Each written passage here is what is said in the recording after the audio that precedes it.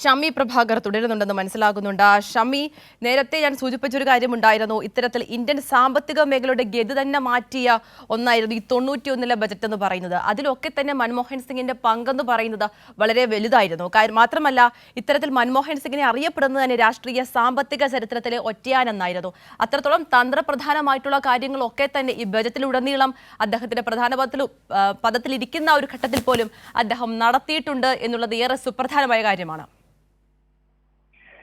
തീർച്ചയായും ലോകം കണ്ട ഏറ്റവും നല്ല സാമ്പത്തിക ശാസ്ത്രജ്ഞന്മാരിൽ അല്ലെങ്കിൽ വിദഗ്ധന്മാരിൽ ഒരാളാണ് ഡോക്ടർ മൻമോഹൻ സിംഗ്. അദ്ദേഹം നമുക്കറിയാം ഇന്ത്യയുടെ വിവിധ തലങ്ങളിൽ ഉദ്യോഗസ്ഥ തലത്തിൽ അദ്ദേഹം ഭരണം നടത്തിയിട്ടുണ്ട്. അതിനുശേഷം 91 അദ്ദേഹം ജോലി രാജിവെച്ച് പൂർണ്ണസമയ രാഷ്ട്രീയത്തിലേക്ക് വരുന്നത്. 1991 തെരഞ്ഞെടുപ്പിൽ PV നരസിംഹറാവു പ്രധാനമന്ത്രിയായി വരുന്ന കാലഘട്ടത്തിൽ അദ്ദേഹമാണ് മൻമോഹൻ സിംഗിനെ ഇന്ത്യയുടെ ധനകാര്യമന്ത്രിയായി കൊണ്ടുവരുന്നത്. അത് ആ കാലഘട്ടത്തിലാണ് ഇന്ത്യയുടെ ചരിത്രത്തിലെ ഏറ്റവും സുപ്രധാനമായ ഉദാരവൽക്കരണ നയങ്ങൾക്ക് തുടക്കമിടുന്നത്. അതുവരെ ഇന്ത്യയിൽ ഈ പൊതുമേഖലാ സ്ഥാപനങ്ങൾക്ക് വലിയ പ്രാധാന്യവും ആ രീതിയിലുള്ള മുന്നേറ്റവുമാണ് ഇന്ത്യ നടത്തിയിരുന്നതെങ്കിൽ 91 ശേഷം നവ ഉദാരവൽക്കരണ നയങ്ങളിലേക്ക് ഇന്ത്യ മാറുകയും ഇന്ത്യയുടെ പൊതുമേഖലകളെ ആകെ സ്വകാര്യ മേഖലയ്ക്ക്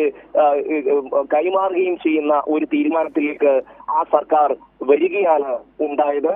ആ 5 വർഷക്കാലവും ഇന്ത്യയുടെ പൊതുമേഖലയെ ആകെ തന്നെ, ഇന്ത്യയുടെ സാമ്പത്തിക മേഖലയെ ആകെ തന്നെ സ്വകാര്യ മേഖലയ്ക്ക് വലിയ പ്രാധാന്യം നൽകുന്ന തരത്തിൽ പല മേഖലകളിലും 100% വിദേശ നിക്ഷേപമടക്കം ക്ഷണിച്ചുകൊണ്ടുള്ള ഒരു വ്യവസായ മാറ്റം ഇന്ത്യയുടെ ചരിത്രത്തിൽ ഉണ്ടാകുന്നു. അതിന് എല്ലാം ചുക്കാൻ പിടിച്ചത് ഡോക്ടർ മൻമോഹൻ സിംഗ് ആയിരുന്നു എന്നുള്ളതാണ്. അതിന് അദ്ദേഹം ഓക്സ്ഫോർഡ് യൂണിവേഴ്സിറ്റിയിൽ നിന്നാണ് ഡോക്ടറേറ്റ് നേടുന്നത്. അതിനുശേഷം അദ്ദേഹം വിവിധ സർവകലാശാലകളിൽ നിന്നുള്ള സാമ്പത്തിക ശാസ്ത്രത്തിലെ വിവിധ സർട്ടിഫിക്കറ്റുകൾ അദ്ദേഹത്തിന് നേടാൻ കഴിഞ്ഞു. വിവിധ കോഴ്സുകൾ അദ്ദേഹം പാസ്സായി.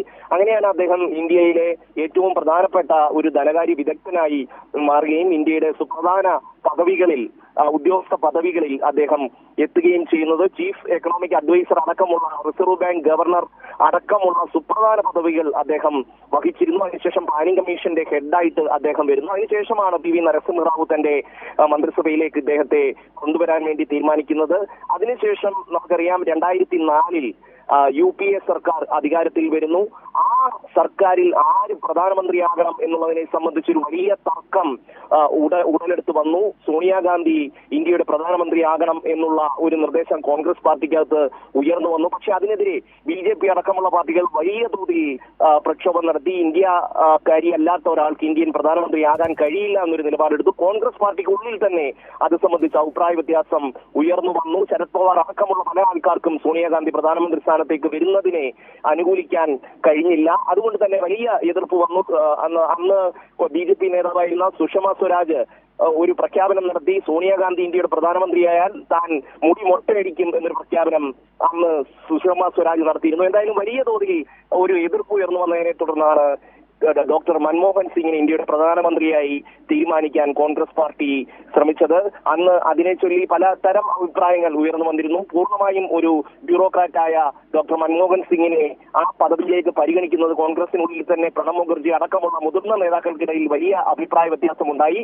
എങ്കിൽ പോലും സോണിയാഗാന്ധി ഡോക്ടർ മൻമോഹൻ സിംഗിനെ ഇന്ത്യയുടെ പ്രധാനമന്ത്രിയായി 2004 കൊണ്ടുവരുന്നതാണ് നമുക്ക് കാണാൻ കഴിഞ്ഞത്. അതിനുശേഷം അദ്ദേഹത്തിന്റെ സാമ്പത്തിക നയങ്ങളെ സംബന്ധിച്ച് വലിയ അഭിപ്രായ വ്യത്യാസം എല്ലാ കാലത്തും ഉണ്ടായിട്ടുണ്ട്. എങ്കിൽ പോലും അതിനെ അനുകൂലിക്കുന്ന വലിയൊരു വിഭാഗവും രാജ്യത്തുണ്ട് എന്നുള്ള ഒരു യാഥാർത്ഥ്യം നിലനിൽക്കുന്നു. ഇന്ത്യയുടെ സ്വകാര്യ മേഖലയെ പുഷ്ടിപ്പെടുത്തുക എന്ന ലക്ഷ്യത്തോടു കൂടിയാണ് ഡോക്ടർ മൻമോഹൻ സിംഗ് 10 വർഷക്കാലം 2004 മുതൽ 2014 വരെയുള്ള അദ്ദേഹത്തിന്റെ കാലഘട്ടത്തിൽ പ്രവർത്തിച്ചിരുന്നത് എന്ന് നമുക്കറിയാം.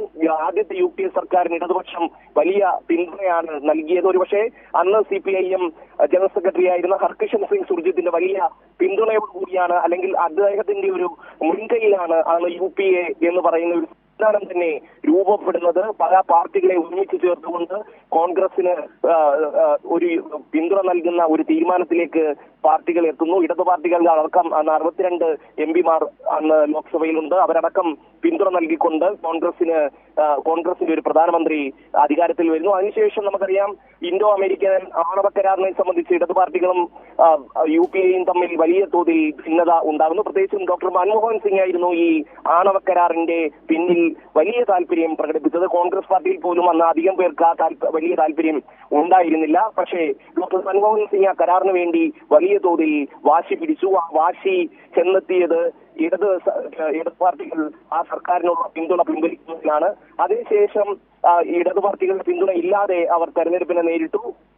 ആ തെരഞ്ഞെടുപ്പിലും UPA ഇടതു പാർട്ടികളുടെ പിന്തുണ ഇല്ലാത്ത UPA അധികാരത്തിൽ വരുന്ന ഒരു കാഴ്ച 2009 നമുക്ക് കാണാൻ കഴിഞ്ഞു. ആ സർക്കാർ 2014 വരെ തുടർന്നു. പക്ഷേ ഇടതു പാർട്ടികളുടെ പിന്തുണയില്ലാതെ മൻമോഹൻ സിംഗിന്റെ സർക്കാർ രണ്ടാം ടേമിൽ വന്നപ്പോൾ നമ്മൾ കണ്ടത് അഴിമതിയുടെ ഒരു പെരുമഴക്കാലം നമുക്ക് ആ കാലഘട്ടത്തിൽ കാണാനായി. വലിയ വലിയ അഴിമതികൾ, 2G സ്കാം അടക്കം, കോമൺവെൽത്ത് അഴിമതിയടക്കം, ആദർശ അഴിമതിയടക്കമുള്ള വലിയ അഴിമതികൾ ആ സർക്കാരിന്റെ കാലത്ത് ഉയർന്നു വന്നു.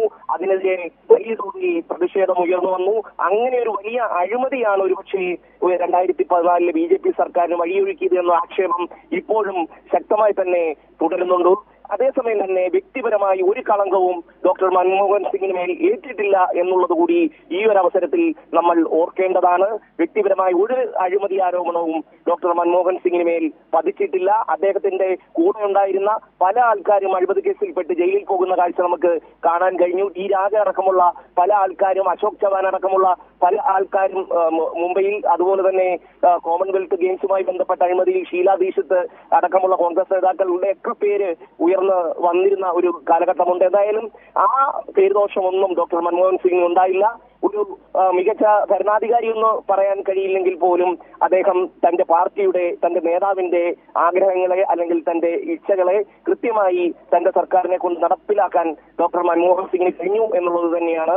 ഇടതുപക്ഷ കക്ഷികൾ നൽകിയിരുന്ന പിന്തുണ ആദ്യ UPA സർക്കാരിന് പിന്തുണ പിൻവലിക്കാനുള്ള ഒരു പ്രധാന ഘടകമായി ഡോക്ടർ മൻമോഹൻ സിംഗ് മാറിയിട്ടുണ്ട് എന്നുള്ളതും ഒരു യാഥാർത്ഥ്യമാണ്. 2014 തെരഞ്ഞെടുപ്പിൽ നമുക്കറിയാം കോൺഗ്രസ് പാർട്ടിയും അതുപോലെ തന്നെ UPA-യും ഭരണത്തിൽ നിന്ന് പാടെ പോകുന്ന ഒരു കാഴ്ചയാണ്. പിന്നീട് ഇങ്ങോട്ട് 3 തെരഞ്ഞെടുപ്പുകൾ നടന്നു. 3 തെരഞ്ഞെടുപ്പിലും ഈ പ്രതിപക്ഷത്തിന് അധികാരം പിടിക്കാൻ കഴിയാത്തൊരു സാഹചര്യം ഉണ്ടായി.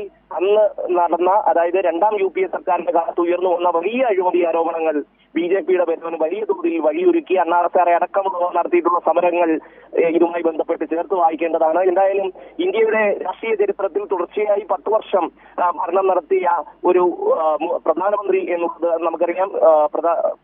പണ്ഡിറ്റ് ജവഹർലാൽ നെഹ്റു, അതുപോലെ തന്നെ ഇന്ദിരാഗാന്ധി, നരേന്ദ്രമോദി, ഡോക്ടർ മൻമോഹൻ സിംഗ്, ഇങ്ങനെ തുടർച്ചയായി ഭരണത്തിലിരിക്കാൻ കഴിഞ്ഞിട്ടുള്ള പ്രധാനമന്ത്രിമാർ ഇവരാണ്.